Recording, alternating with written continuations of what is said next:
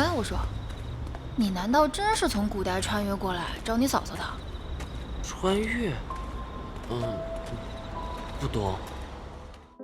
我也不知道自己睡了多久，一觉醒来，世界就不一样了。大哥和嫂嫂杳无音信，也不知道是不是还活着。说起来要感谢你，如果不是你那天在遗迹里乱逃，我也不会发现那个超越秘宝的存在——火影。那些秘宝猎人不会轻易放过他，他是个不祥之人，会给你招来厄运的。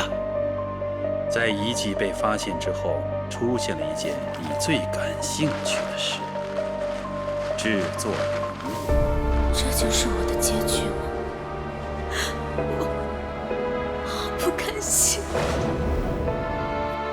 记住我说的话，等你醒来时，我们一定会再见面。秦王暴政，天下受徒者不可胜数，我要将秦王掘墓鞭尸。上有所好，下必甚焉。几个方士竟敢愚弄臣，你又有何事？